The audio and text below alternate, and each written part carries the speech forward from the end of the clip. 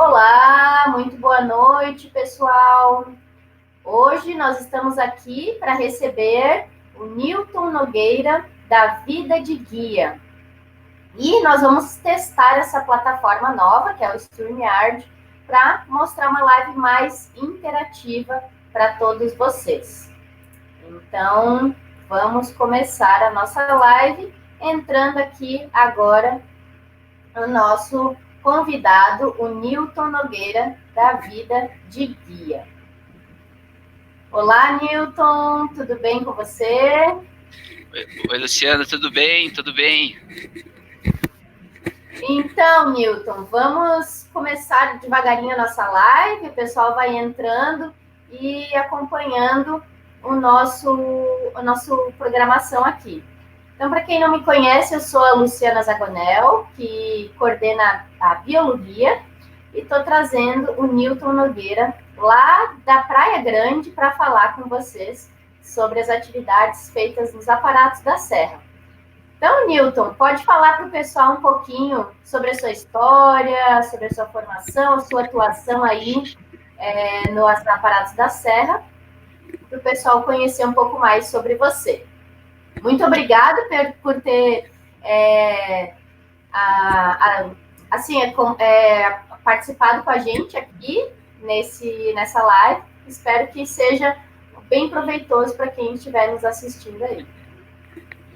Oi, Luciana, eu que te agradeço, assim, pela oportunidade de participar aí, de trocar essa ideia junto com você e conseguir passar um pouquinho para a galera também um pouco das informações aqui dos aparatos da Serra. Né? Então, assim, eu me chamo Newton Nogueira, eu venho na verdade, estou falando de Praia Grande, aqui na região dos parques nacionais, de 2 parques nacionais que onde a gente está inserido aqui, dos aparatos da Serra e da Serra Geral, né? São 2 parques nacionais de grande relevância no Brasil hoje. Aqui eu trabalho já nos últimos 10 anos, né? Que eu tenho estruturado aqui a minha vida hoje. Mas de formação, eu sou formado como guia regional no estado de São Paulo. Minha origem é de São Paulo, né? Eu sou técnico em meio ambiente também, e nos últimos 15 anos eu desenvolvo trabalhos tanto na linha de ecoturismo, quanto no turismo de aventura e também no próprio receptivo turístico mesmo, assim. Aqui, hoje, nesse momento, especificamente trabalhando com ecoturismo, com foco, assim, em experiência, né? Que beleza. Então, as atividades de experiência, elas, para quem não sabe, são com grupos menores e traz um olhar mais contemplativo, certo, Newton? Exatamente. Então, assim, hoje aqui você tem opções, né, de pegar grandes, não mais por causa da questão da pandemia que a gente está vivendo nesse momento, mas quando assim que normalizar, creio eu, daqui a um tempo de novo, vai voltar a ter aquelas opções que tinha, assim, tem opções de grandes grupos, excursões, né, que vêm para cá, mas não é o foco do meu trabalho. Meu trabalho geralmente é para grupos menores, de até 5 pessoas, onde a gente tem o objetivo maior de interagir mesmo, assim, com a parte de questão de natureza e ser humano, né? A batalha nisso tudo é tentar focar naquela história mesmo do que prega sustentabilidade, né? Trazer um viés da ecologia para a pessoa que está visitando e, ao mesmo tempo, apresentar a comunidade local, apresentar a história da cidade, formação geológica. Então, tentar, nesse espaço que a gente tem com a pessoa, aproximar ela ao máximo possível do contato com a natureza, né?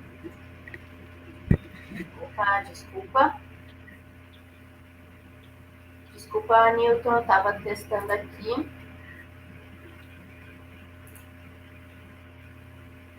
Vamos lá. Pode continuar. Então, é isso, né? Daí a gente busca aqui com esse contato com a natureza, que é trazer as pessoas mais integradas, assim, integrar mais pequenos grupos e integrá-los mais com a questão que a gente tem entre parque nacional, comunidade local e, assim, ter um turismo que preze pelo aquilo que a sustentabilidade prega, né? Do ecoturismo. A gente trazer a pessoa não só para vir tirar uma foto e colocar no Instagram, mas sim para ela sair daqui um pouquinho melhor e deixar a comunidade aqui também um pouquinho melhor com a visita dela, e assim também agregar valor, né, a esse tipo de trabalho, não ser só mais uma questão de turismo em massa, assim, não é esse o foco que eu trabalho hoje, e que pelo que está discorrendo aí, a maioria das empresas estão começando a ver por esse viés de importante também. Sim, com certeza. E querendo ou não, mesmo que sejam grupos pequenos, traz uma rentabilidade para a comunidade. Então, se trabalhar em parceria com a comunidade faz com que as pessoas também se sintam valorizadas e queiram receber o turista, mas um turista diferenciado, que seja um turista que vá realmente para cuidar do lugar, para se sentir parte do lugar também, né? Com certeza. Até assim, quando você tem diferença de grandes grupos excursionistas assim para grupos pequenos, que é exatamente isso, né?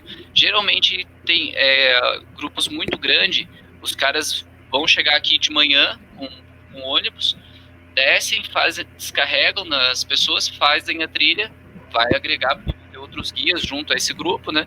Mas vai fazer a trilha, vai pegar o ônibus e retorna, né? Agora, os grupos pequenos, a gente acaba fazendo atividade de mais dias na própria cidade. Então, você movimenta setor hoteleiro, você vai movimentar setor gastronômico, né?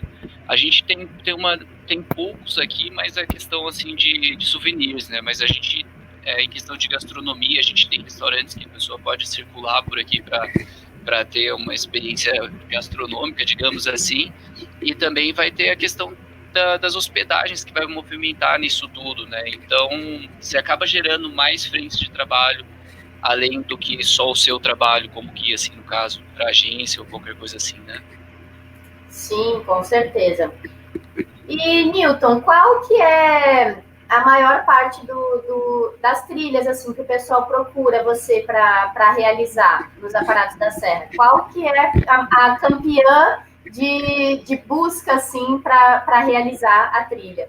E também, se você puder falar um pouquinho dos cuidados, de alertar as pessoas em relação à condução, quais atividades que é exigido a presença de um guia ou de um condutor, e atividades que a pessoa que não quer exatamente um profissional para acompanhar ela, que ela possa fazer aí na região de vocês.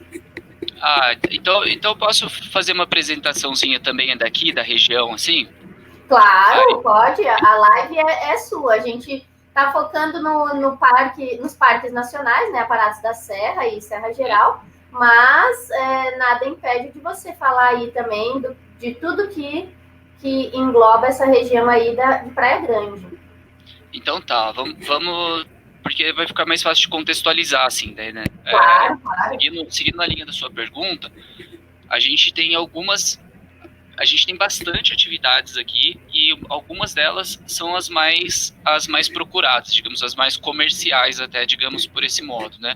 A principal atividade daqui dos Aparados da Serra hoje, indo para a sua segunda pergunta a respeito de guias e condutores, ela é autoguiada, ou seja, então assim, a gente tem dois parques nacionais que são geridos pela mesma unidade de conservação, assim, é uma gestão integrada, então o mesmo gestor ele cuida de duas unidades, porque há um tempo atrás foi mais fácil você criar outro parque nacional do que ampliar um parque nacional já existente, né?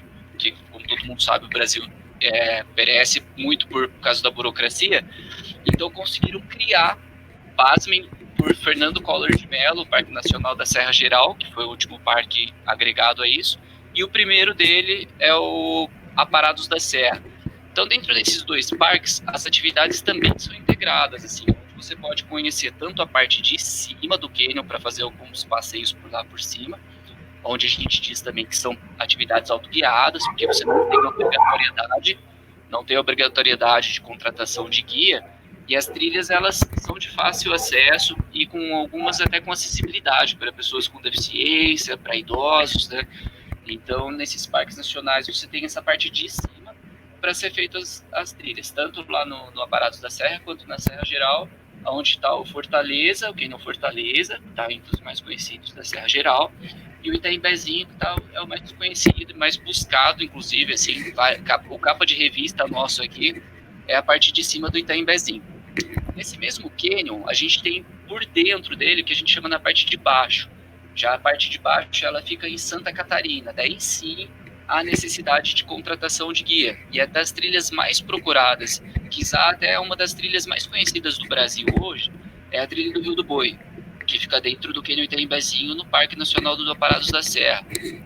E essa trilha, inclusive, está aberta agora mesmo em época de pandemia, né, com restrições de número de pessoas para cada grupo, restrição de entrada de pessoas, né, e assim a gente tem esses dois parques trabalhando em integração, onde a partir de cima você tem a possibilidade de conhecer lá o Aparados da Serra pelo Itaimbezinho, autoguiado, e chegando na parte de baixo dos canyons, daí na Serra Geral e Aparados da Serra, você vai precisar contratar um guia, que é obrigatório ao guia local, um condutor local para estar te auxiliando nessas atividades. E de fato necessita, porque já são trilhas que não são autoguiadas, são trilhas de difícil acesso, ambiente confinado, né? Já é para um pessoal que tem um preparo maior, força de vontade, né?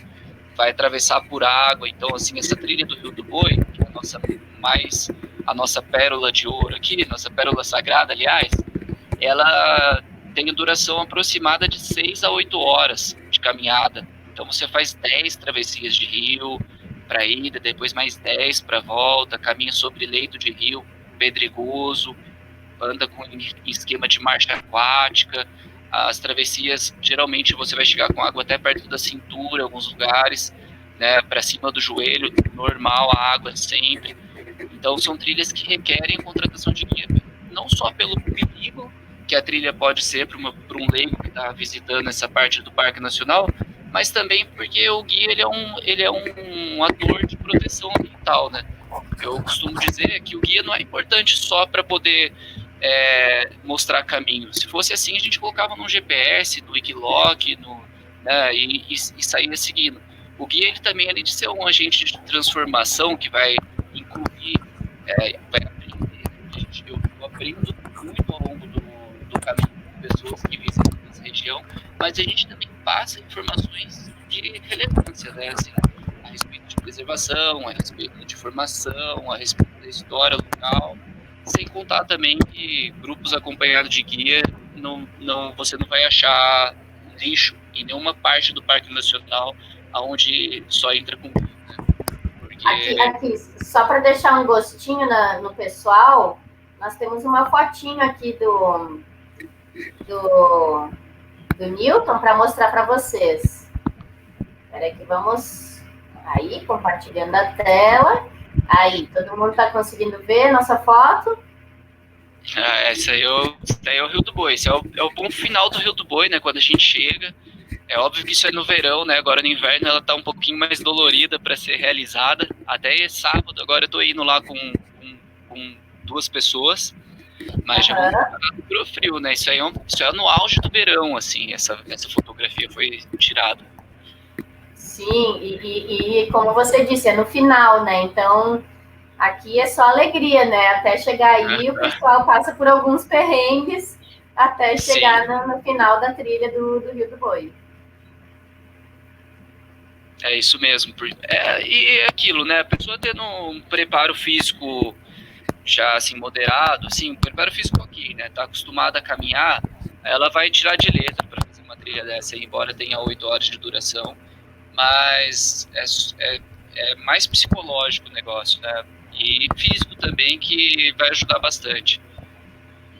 Sim, com certeza.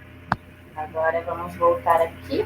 Opa, temos mais uma de uma cachoeira aqui.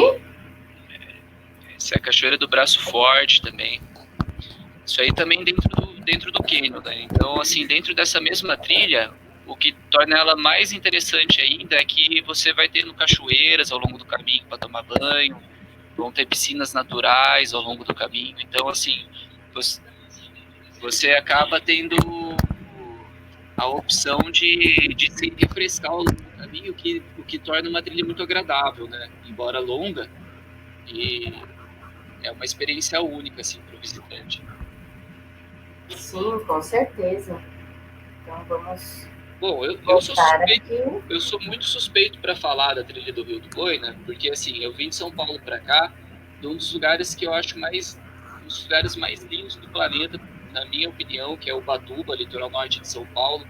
Lá a gente também trabalhava com atividades de ecoturismo ao ar livre, assim, né? E mesmo assim, a trilha do Rio do Boi, dentro de todas as trilhas, das trilhas que eu conheci ao longo dos parques nacionais do Brasil, parques estaduais do Brasil e da América do Sul, a trilha do Rio do Boi, para mim, ainda é a campeã, assim. Eu ainda não conheço, ainda quero conhecer essa trilha aí. E, de repente, a gente pode fazer uma parceria aí. Quando eu for, a gente vai juntos conhecer essa trilha, que é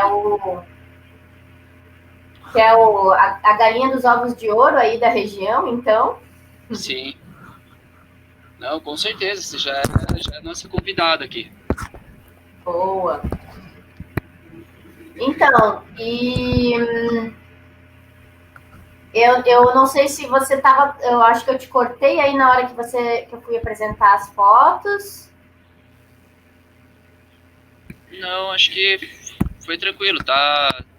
Pode, posso seguir a sua outra pergunta aí.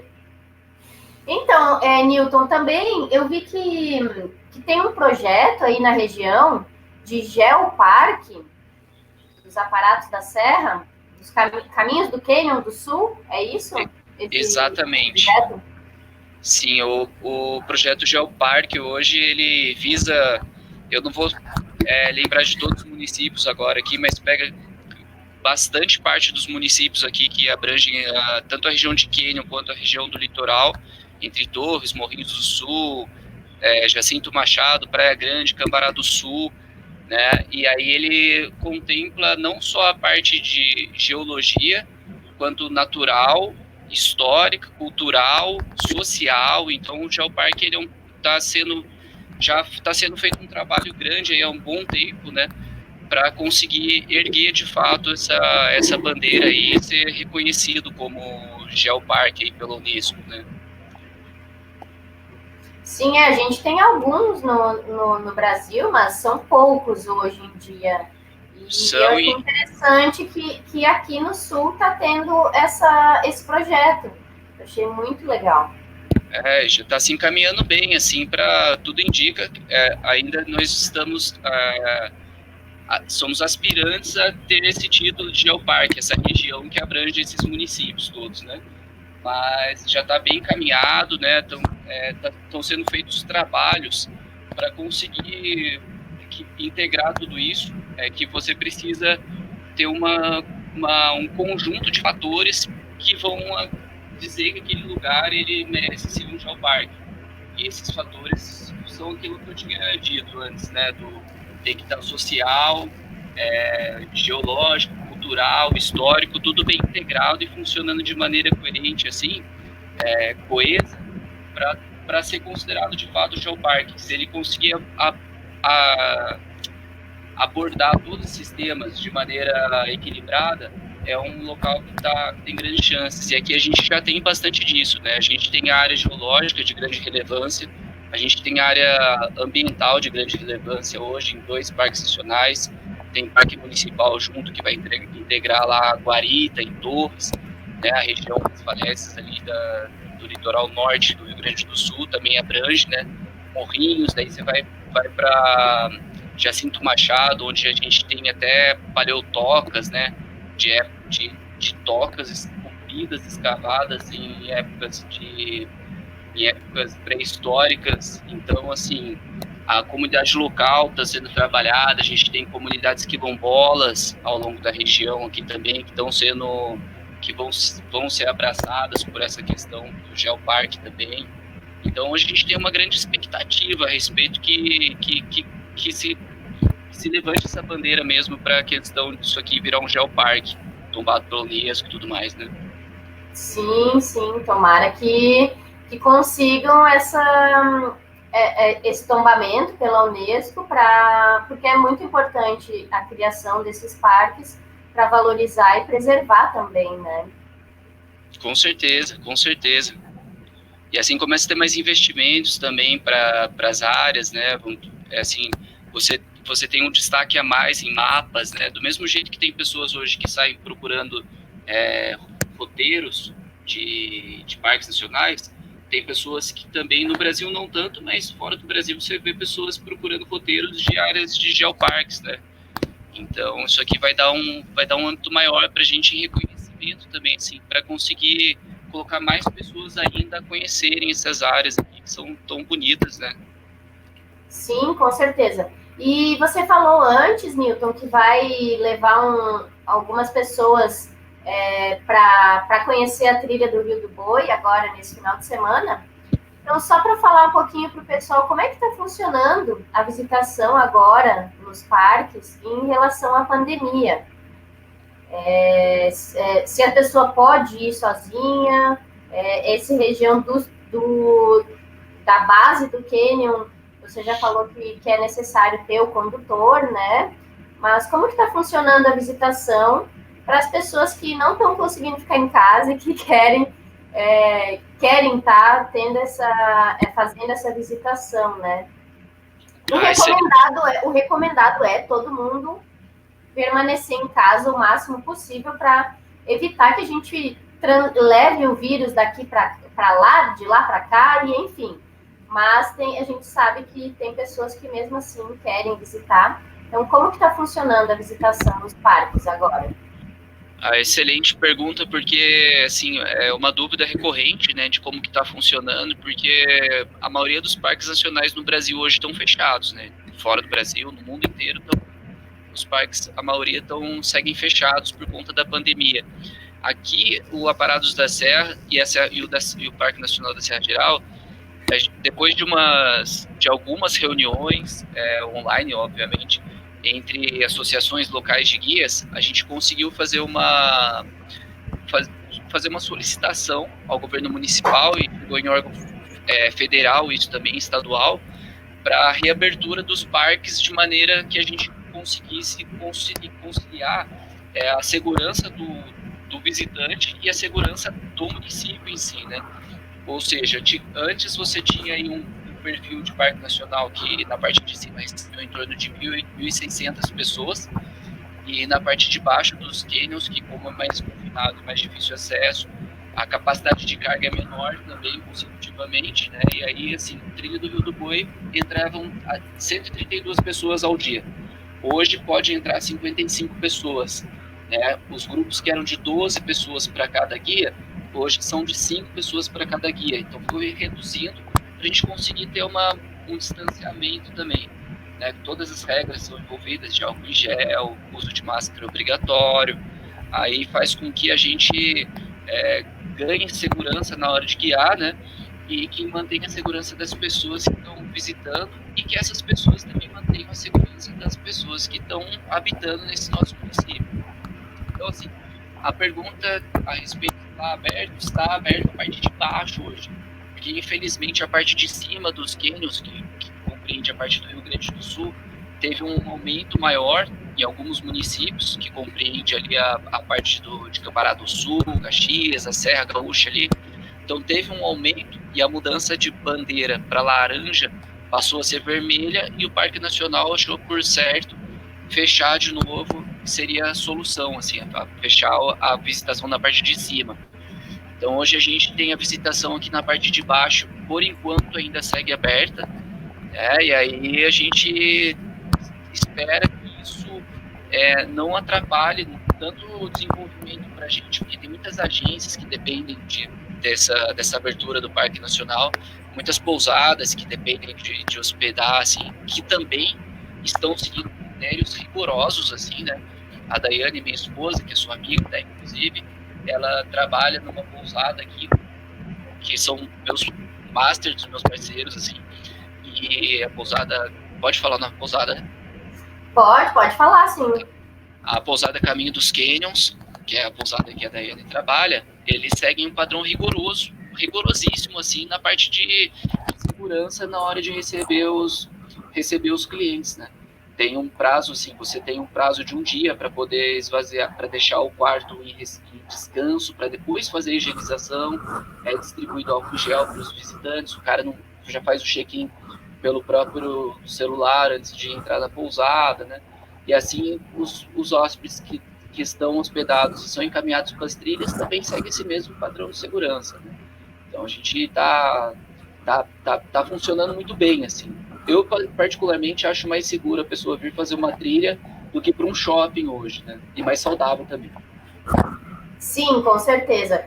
Eu acho que a questão de segurança em relação a viagens, ela não vem só agora com a pandemia, né? Sempre quando a pessoa vai viajar para um lugar, ela quer se sentir segura e quer estar num lugar confortável, quer ser bem atendida.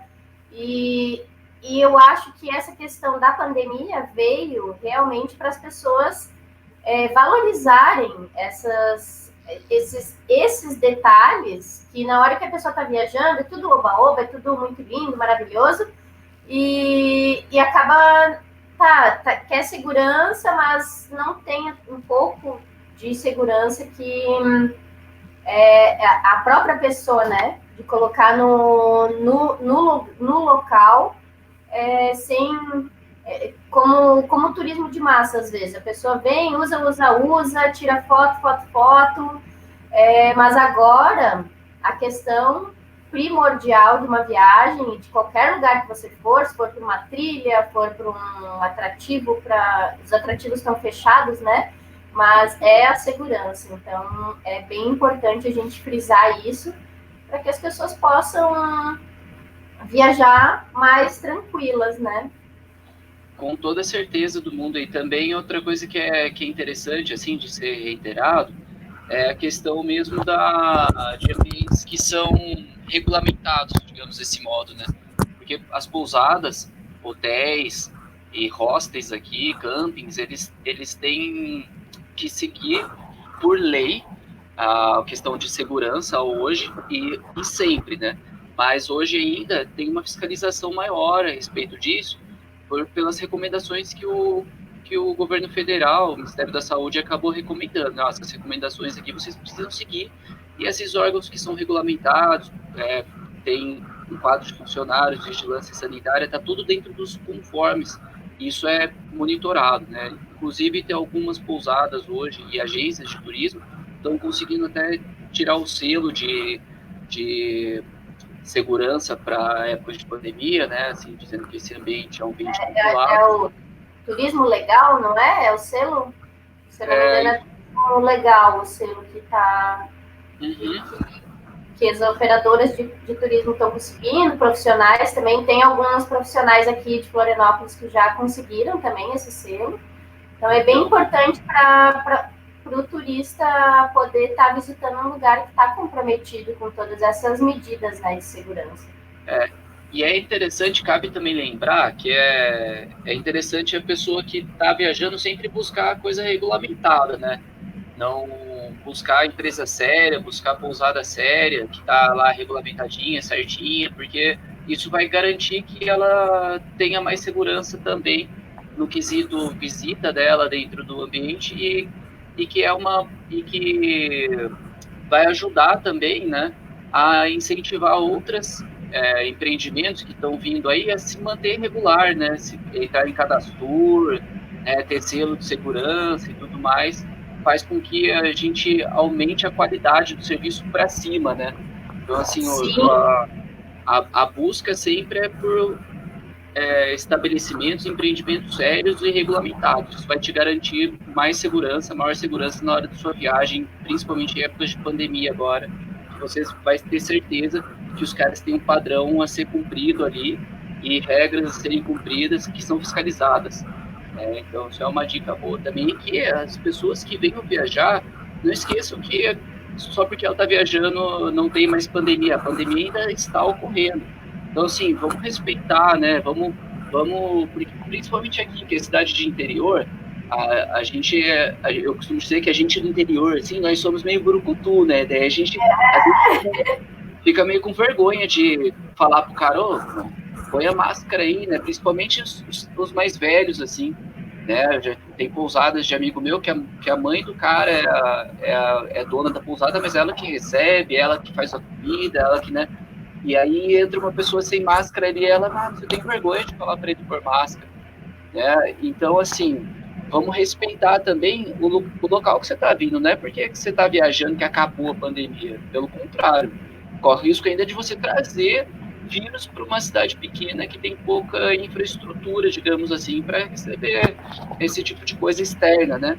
Então, na viagem, é interessante a gente pensar nisso também, que isso é sustentável, né? Quando você viaja pensando no seu bem-estar, mas também no bem-estar da natureza envolvida, da sociedade local envolvida, da comunidade que você está indo visitar, onde todo mundo ganha, isso está dentro do pilar da sustentabilidade, né? Então, fica essa dica também. Com certeza, é fundamental a pessoa que vai justamente para um lugar menor, ela às vezes já vai buscando pela tranquilidade, né? Muitas vezes busca esses lugares para a tranquilidade que ela vai encontrar. Mas às vezes tem pessoas que não sabem o que vão encontrar e acabam achando que pode tudo, né? E não é bem assim que funciona. Com certeza. Mas do mais, assim, a gente tem visto bastante pessoas que abraçaram bem essa causa, assim, da proteção individual, do distanciamento, né? Às vezes tem um meio distraído que acaba esquecendo de colocar a máscara, ou deixa o nariz aparecendo aqui, né? Daí eu gentilmente aviso, porque no final das contas a gente tá tudo aí para se alertar, para se ajudar, para viver uma vida legal, assim, e ter uma experiência bacana, né? Então, eu já, cara, vamos pôr a máscara aí, né, que é obrigatório, então, senão nem entra na trilha, né? Para começar, hoje a trilha é proibida e o acesso sem máscara, né? Sim, com certeza. É bem importante a gente frisar essa segurança nas viagens, principalmente a partir de agora, né? E, Newton, você falou aí também que embaixo é parte de Santa Catarina e em cima dos canyons é parte do Rio Grande do Sul. Vou mostrar umas fotinhas aqui para o pessoal entender um pouquinho o que a gente está falando, para quem não conhece, né? Vamos ver aqui se vai funcionar nossas fotinhas. Aí, essa a gente já viu, mas opa, essa também já. Aqui nós temos uma que dá para ver bem certinho, parte de cima e parte de baixo dos canyons aqui. Então, a divisa geológica aí, né, a divisa pelo mapa, foi aproveitado o recorte geográfico da região. Então, assim, não importa o lado que você esteja, esse, para quem não conhece, é o Canyon Fortaleza, se a pessoa apertar bem o olho, assim, para conseguir enxergar, ela vai ver que no cantinho esquerdo ali, lá no topo daquela formação ali, tem pessoas, aí onde você está passando com o mouse mesmo. São pessoas bem pequenininhas aí, porque está entre os maiores canyons que a gente tem no Brasil, né? Aqui no Fortaleza. E aí, essa parte que as pessoas estão, elas estão no Rio Grande do Sul. E aí, 1 metrinho para baixo da borda, você já vai começar a ter Santa Catarina, né? E se você passa uma corda, ou um slackline, um highline, da onde essas pessoas estão até a outra borda, você cruza pelo Rio Grande do Sul, porque você está na parte de cima do cânion. Se essa corda arrebenta, você vai começar a cair já no estado de Santa Catarina. Então, essa é a nossa divisão hoje. Muito bem. E aqui também, nessa foto, a gente consegue ver essas linhas aqui, né? Você saberia me dizer mais ou menos o porquê que acontecem essas linhas, que as pessoas às vezes ficam impressionadas, né, com a beleza desse lugar, mas não sabem a idade que esse lugar tem, né? Estima-se que estão 200 milhões de anos, né? 180 milhões de anos para a formação. E essas linhas horizontais que você encontra nas paredes dos cânions, no Fortaleza você encontra algumas, mas no cânion Itembezinho você encontra ela é mais destacada, assim, né, na trilha do boi e tudo mais. Mas elas são nada mais do que derramamentos de magma, porque essas rochas hoje que a gente tem, a predominância aqui é o basalto, né? São rochas ígneas extrusivas que acabaram vindo por um derramamento de magma. Um vulcão fissural de 200 milhões de anos atrás foi aberto e expelindo e formando grandes camadas em eras geológicas diferentes. E cada intervalo entre um derramamento e outro fez com que crescesse vegetação, ou tivesse algum sedimento, alguma coisa que deu origem a esses riscos horizontais, né? Então, na região dos aparados da serra, a gente tem 13 derramamentos, como se fosse um grande bolo com várias camadas, divididas por esses topos de derrame, onde a gente tem esses riscos horizontais. E aí, nessa região do Cânion Fortaleza, foi feito alguns estudos e encontraram 13 derramamentos de magma, né? Foi bastante coisa, hein? É muito material, né? A gente tem uma formação com mais de 60 cânions, assim, que nessa mesma formação da Serra Geral e dessa bacia da Serra Geral, né? Então é uma área muito, além de ser muito impressionante pelo seu tamanho, também você se imagina que o ser humano não tem tanta importância no planeta quando você está dentro de um cânion desse aí, né? Ou em cima de um cânion desse aí. A gente vê pelo próprio tamanho aqui da pessoa, né? Aqui nessa foto que eu voltei um pouquinho, dá para ver o tamanho da pessoa e a imensidão que é esse cânion. A próxima foto que você estava mostrando também, que é a Cachoeira do Tigre Preto, essa aí, ó, também tem algumas pessoas bem significantes na parte de cima da cachoeira. Sim, dá para ver aqui, né? As pessoas caminhando nessa região. Cachoeira do Tigre Preto? Isso mesmo, Cachoeira do Tigre Preto. Essa é uma cachoeira aí. Essa cachoeira é maravilhosa, né? Você tem uma visão, essa visão é do outro lado, que vai para a trilha da Pedra do Segredo. Então, assim, eu tirei essa foto, porque a gente guia aí em cima também, embora sejam autoguiadas, mas a pessoa tem a opção também de ir com grupo, né? Com guias, porque tem gente que quer ir além do que só tirar uma foto e ir embora, né? Assim, a pessoa tem pessoas que buscam também conhecer um pouquinho dessa formação, né? Ter uma segurança que vai ter um profissional junto com ela caso venha acontecer alguma coisa, porque afinal de contas estamos ao ar livre, né? Então pode ter uma ação, pode ter um acidente, pode ter um incidente, e assim tem pessoas que gostam, que buscam. Eu e a minha esposa, Daya, também, a gente, quando viaja, a gente busca contratar guia em agências sérias também, porque a gente acha que tira um proveito maior da nossa experiência, que quando a gente sai para viajar é isso que a gente busca, né?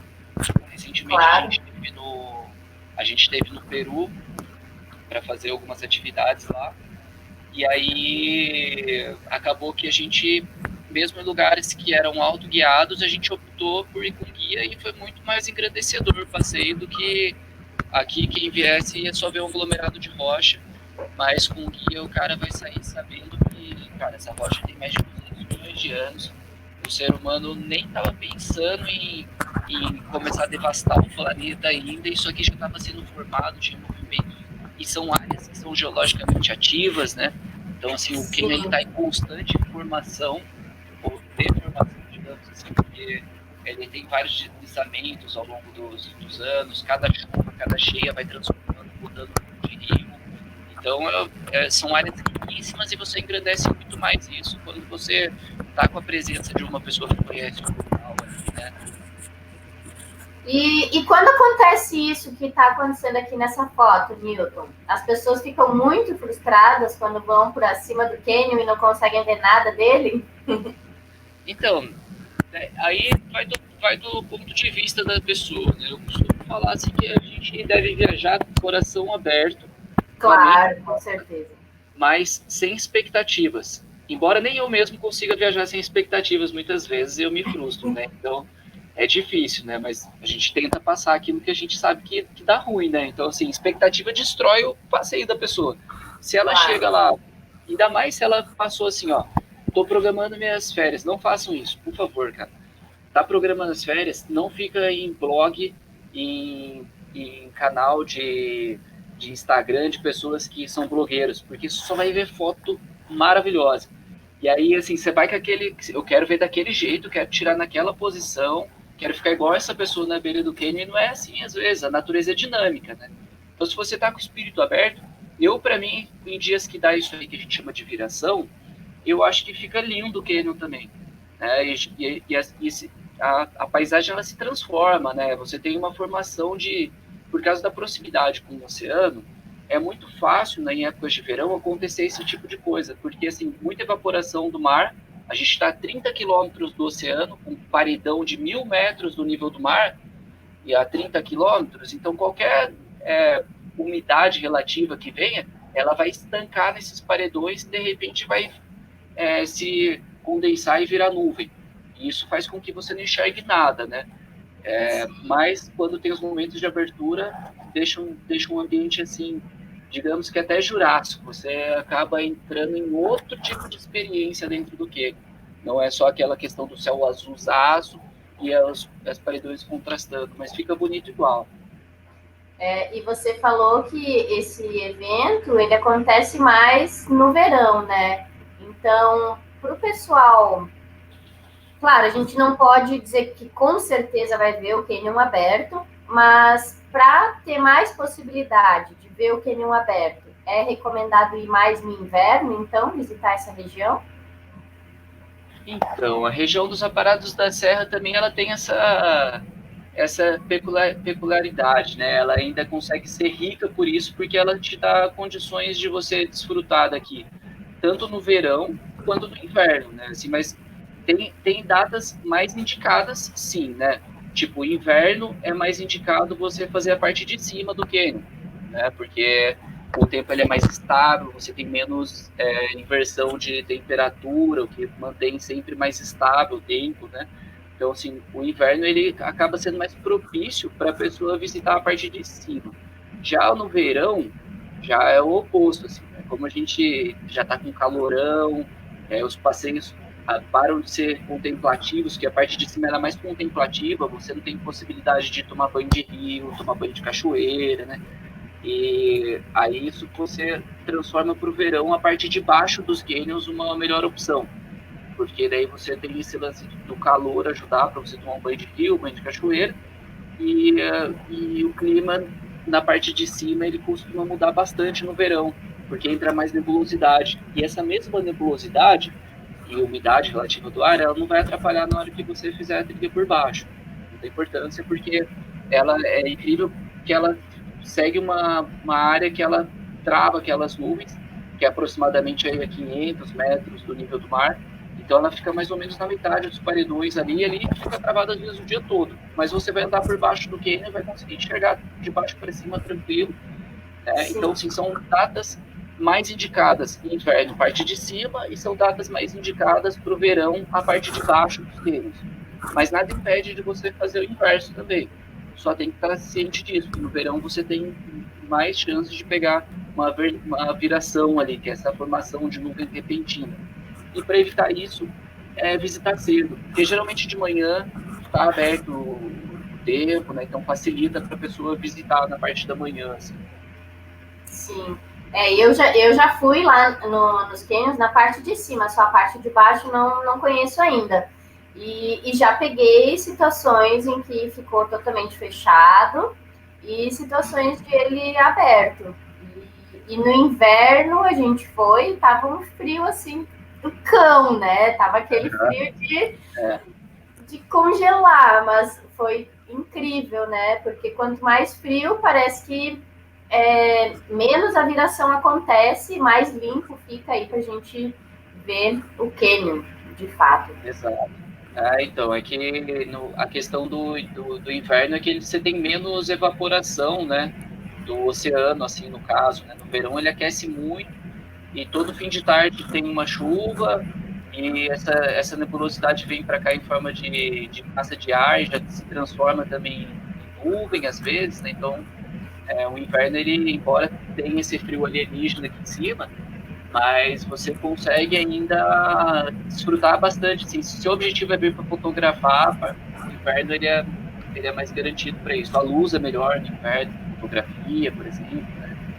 Eu trabalho um pouco com fotografia aqui e a gente gosta muito dessa época, assim, inverno, primavera, que tem uma luz boa, né? O Vini fez uma pergunta aqui.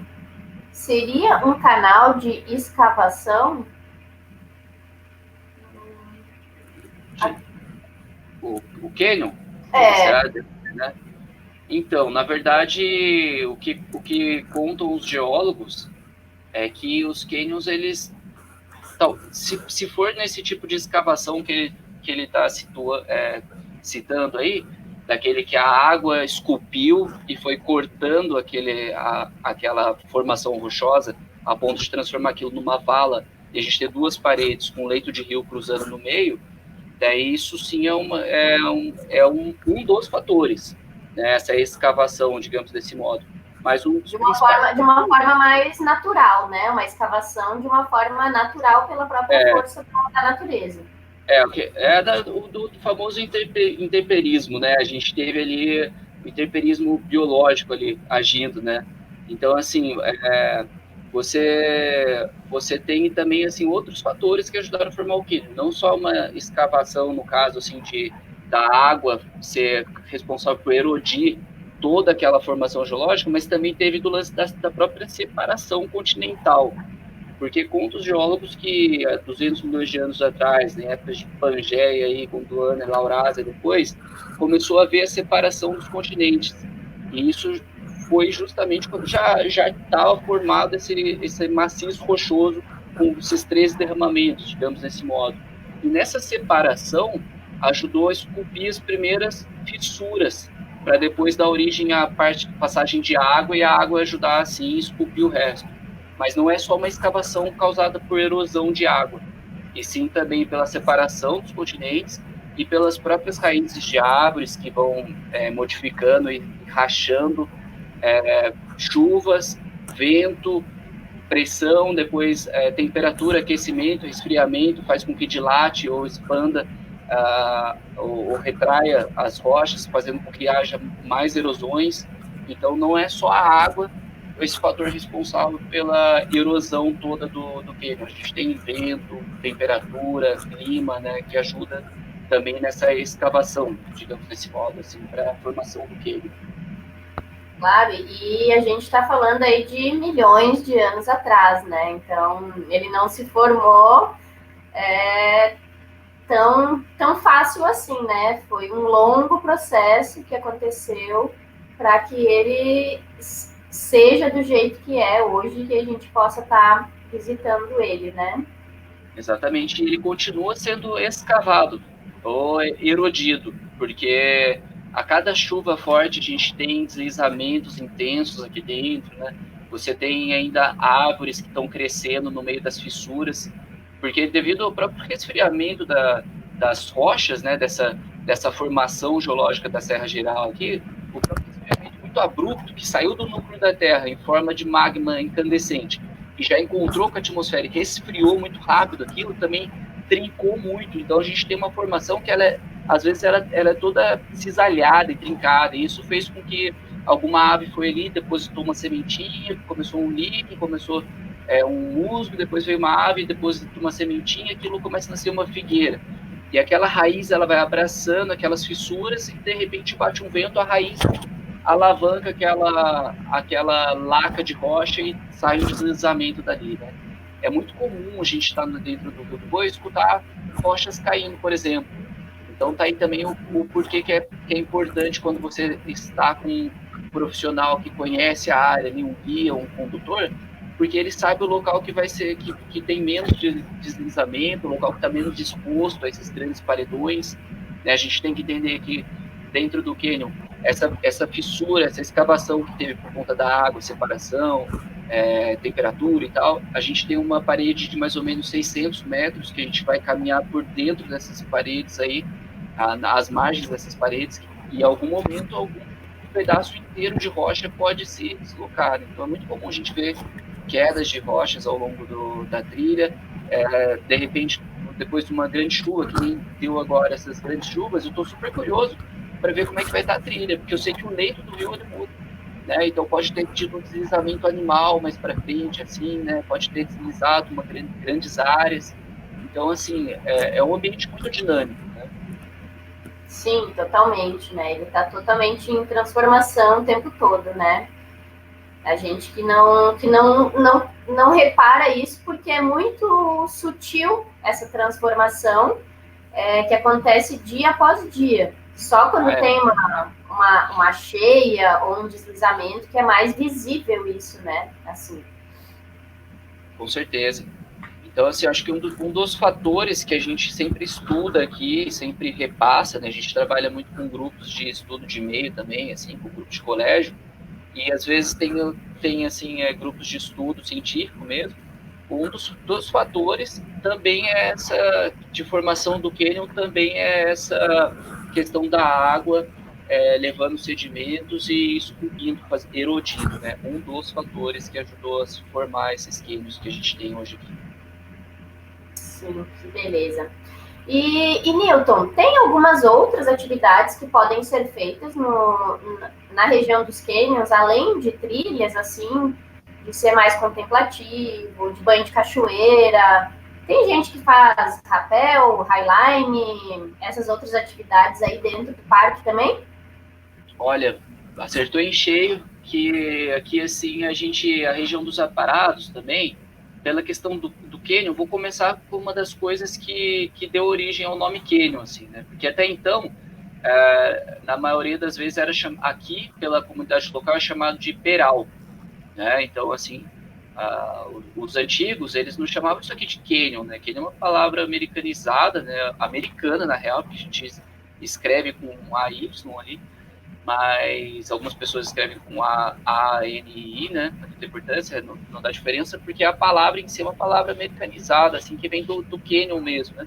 O canhão, né? Assim, e um dos esportes que veio sendo praticado dentro do canyon, o tal do canyonismo, ou canyoning, né? O barranquismo, aqui é um dos lugares de grande relevância mundial até.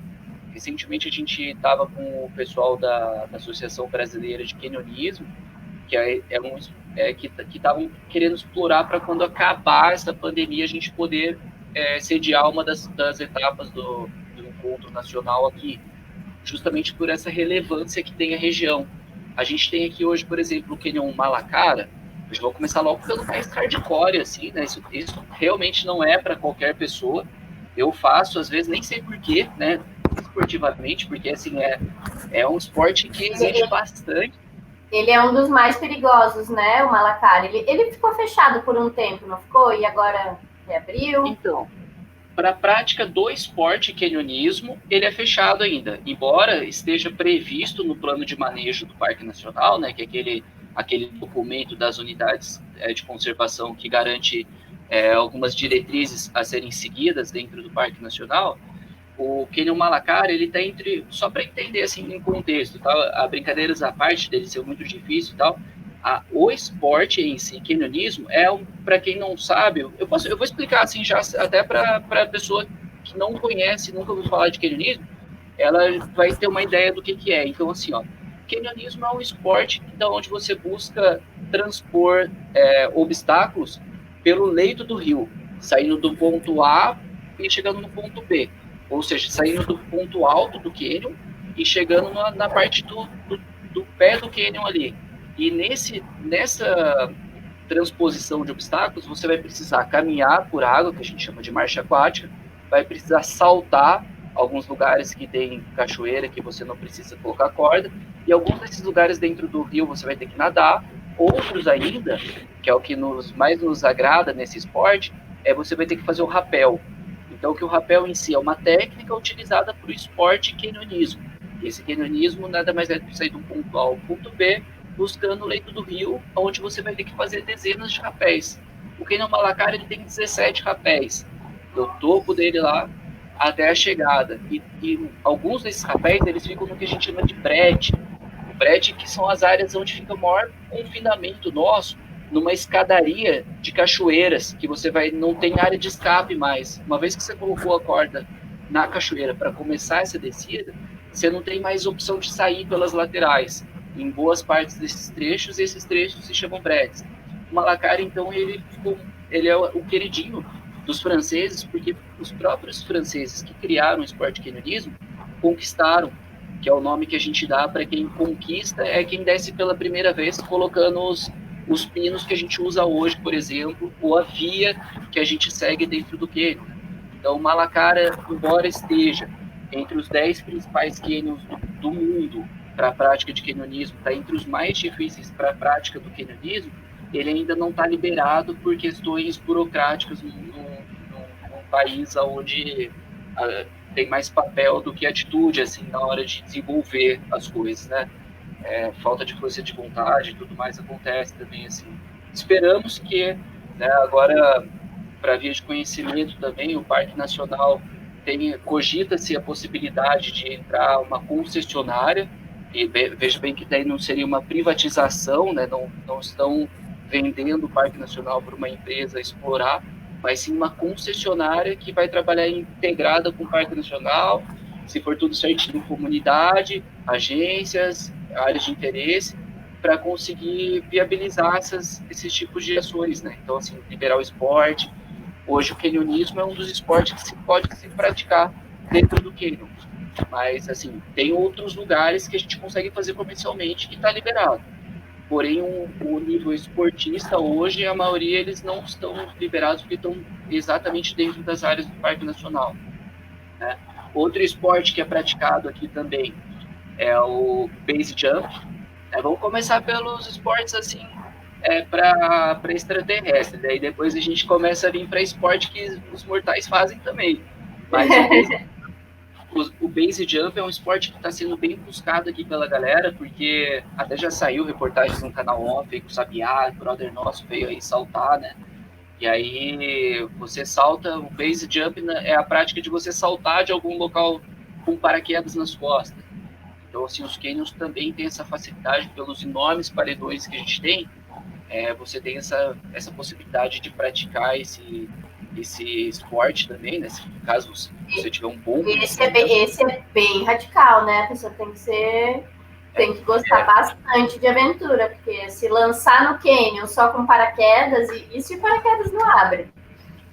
Então, os caras que praticam isso, eles têm 100% de certeza do que estão fazendo e têm conhecimento, né? Não é para qualquer um. Não tem atividade dessa comercial, para você chegar, eu queria me prender junto com o cara e saltar. Não é assim, né? Isso não, aí faz para salto duplo, só faz com avião e tal, né? E aí, esses são os esportes mais procurados, sim, pela galera mais de turismo extremo, assim, esportes extremos, na verdade, né? Porque não tem nível turístico para isso. Porém, a gente tem essa vantagem de ter vários níveis. Por exemplo, a prática de canionismo. É um dos esportes que a pessoa pode vir aqui e tem canionismos de 3 cachoeiras. A pessoa vem, desce ali 3 cachoeiras e já vai sair, alucinada pelo próximo, assim. Ela vai ter uma experiência fantástica. A gente tem muito profissional fera que trabalha com isso justamente porque são esportistas. Então, os caras do esporte trouxeram para o turismo. Então, você consegue praticar isso aqui, né? Outro esporte que é bem praticado, outra atividade que é praticada aqui, tem atividade de passeio a cavalo, que você consegue fazer um passeio do amanhecer para ver o sol nascer andando a cavalo, aí, igual os antigos tropeiros, né?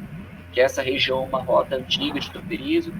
A gente também tem passeios de bike, a gente tem passeios para cachoeiras e tudo mais, em outras cachoeiras, não só dentro de cânion, em vales também, né?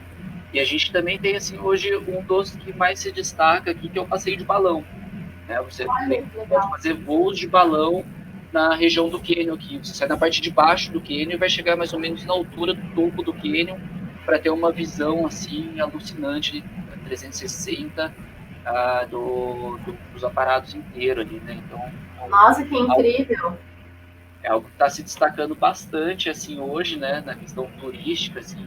Muitas pessoas têm vindo para cá, inclusive, até se quiserem, depois pode entrar em contato comigo, que a gente faz o agendamento aí dos voos de balão, né? A gente trabalha com as principais agências só com certificados, né, com agências certificadas, inclusive, né, para manter uma experiência segura para a pessoa.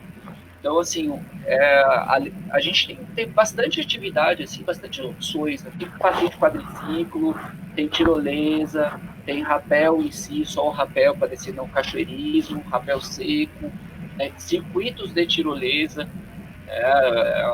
Tem lugares que você vai, a gente tem uma parceria com a Pousada Pedra Afiada, os caras têm um circuito lá, são sete tirolesas em cima de uma cachoeira. Então, assim, tem muita coisa, né, que dá para ser feito aqui na região. Eu costumo dizer que, assim, 3 dias é pouco, uma semana é pouco, a pessoa... Mas já dá, 3 dias já dá para a pessoa começar a ter um gostinho do que é aqui, sabe? Ai, que incrível, Newton. Nossa, já deu uma água na boca aqui de conhecer melhor essa região aí. Eu acho que o pessoal que está aí nos acompanhando hoje também deve estar com vontade já de conhecer essa região, quem não conhece. Ah, com certeza, porque assim, eu tenho visto também uma grande diferença, assim, desde que eu vim morar para cá, até agora, assim, é a questão de público. Logo quando eu vim morar para cá, o maior público que tinha, por incrível que pareça, era primeiro era Porto Alegre e depois era a região do Sudeste, principalmente São Paulo, porque São Paulo tem muita gente, então a galera gosta de sair de lá, escapar daquela loucura, né? Eu sou um desses. E aí, esse é o nosso público principal antes. Hoje, eu tô adorando ver isso, que é a galera de Santa Catarina visitando Santa Catarina. E isso é muito importante, não só para o desenvolvimento, não falando de desenvolvimento financeiro, social, essas coisas. Isso é muito importante para você, que é do seu estado, reconhecer que você não precisa ir fora do Brasil, às vezes, para ver um negócio maravilhoso. Às vezes está no quintal da sua casa, mano. Então, assim, eu gosto muito de ver isso. O pessoal de Criciúma tá vindo para cá, aqui pertinho, sabe? Pessoal de Timbé, pessoal daqui da região já, próxima, aqui do Barão. Então, antigamente, não, era só a gente de longe vinha para cá, né, e se maravilhava. Hoje a galera daqui, das regiões próximas de Torres, que é do ladinho daqui, estão começando a vir e querem conhecer, digamos, o quintal da sua casa. Eu acho que isso é um movimento muito importante, é um momento muito importante das pessoas conhecerem também, porque a gente precisa valorizar o que é nosso. Né? Então, assim, quanto mais pessoas daqui conhecerem isso aqui que a gente tem, não só aqui os aparatos, mas daí você vai ver aqui tem a região toda dos cânions aqui. É uma região muito extensa. Não está só no aparato, tem São Joaquim, né, com os praiados lá, essa região ali, Urubici.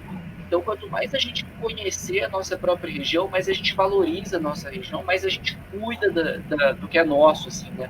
Então, esse carinho do conhecer a sua terra faz você cuidar da sua terra. Então, você vai ajudar aqui, manter limpo, você vai ajudar a divulgar, você não vai querer que venham pessoas que estraguem aqui. Eu tenho visto essa transformação, pessoas da proximidade também vindo conhecer aqui, isso me deixa muito feliz, assim. Então, e eu acho que com a pandemia, o pessoal vai viajar mais próximo, né, da sua cidade, da sua casa, e de fato vai conhecer mais o Brasil, né, que a gente sabe que o nosso país é incrível, tem lugares sensacionais, como os canyons, como o interior dos lugares também, e as pessoas provavelmente vão conhecer mais o Brasil a partir dessa dificuldade que todos estamos vivendo aí juntos, né? O dólar é R$ 6 e as fronteiras fechadas para os brasileiros em outros países, isso também vai dar uma ajuda boa para quem quer conhecer seu país agora, esse é o momento, né? Com certeza, com certeza. Bom, Newton, a gente já está chegando no final aqui, já passamos uma hora aqui conversando e trazendo um monte de informações muito incríveis. Eu queria te agradecer por ter aceitado o convite de participar da live com a gente. Agradece a Daia também aí que fez o meio de campo entre a gente não se conhece pessoalmente, mas provavelmente em breve, ou não sei quando que a gente vai poder se conhecer pessoalmente, mas eu queria te agradecer por ter participado aqui com a gente e ter trago muitas informações bacanas do seu trabalho, dos canyons também. E é isso, então. Muito obrigada, Newton, por ter participado conosco aqui. Porque isso, Luciana, imagina, eu que agradeço, né, a oportunidade de estar compartilhando aí, né? Às vezes a gente, sempre quando vai falar da sua região, assim, vai explicar um pouco, falta palavras, né? Então, assim, o convite que eu deixo é, tragam suas máscaras, passa álcool já na mão e venham conhecer aí os aparatos com respeito, distanciamento correto, né? Que você já traz a sua máscara aí, né? E já vamos embora, vamos para trilha. Já disse que Bora lá. Quando quiser, me liga que manda ali no WhatsApp ali que a gente já combina essa saída. Então, quero agradecer também as pessoas aí que acompanharam, né? A pergunta, o Vini lá que fez a pergunta. Quem está acompanhando aí, assim, agradecer a você pela oportunidade de estar apresentando um pouquinho nossa região e reiterar aquilo que quanto mais pessoas de Santa Catarina conhecerem a própria Santa Catarina, melhor fica o nosso estado, que a gente começa a valorizar mais. Então, assim, agradecer o pessoal que acompanhou até agora aí, né? E agradecer a você por ter aberto esse espaço aí para participação nossa. Então tá, muito obrigada, Nilton, muito obrigada a todo mundo que participou aqui, que acompanhou a nossa live até agora. Ela vai provavelmente ficar disponível. E quem não acompanhou vai poder acompanhar depois, então. Muito obrigada e continue acompanhando que a gente vai ter mais lives esse mês de julho. Na terça-feira a gente tem uma convidada de Garopaba, que ela é condutora ambiental lá em Garopaba e vai falar sobre as atividades que são desenvolvidas lá na região. E na outra quinta a gente tem um convidado também lá da região de Imbituba, que vai falar sobre observação de baleias aqui na nossa região do litoral catarinense. Então fiquem ligados e continuem acompanhando as nossas lives aí. Obrigada, pessoal. Obrigada, Newton. E até uma próxima. Tchau. Valeu. Manda um beijo para a Daia. Pode deixar que eu mando sim. Valeu. Valeu.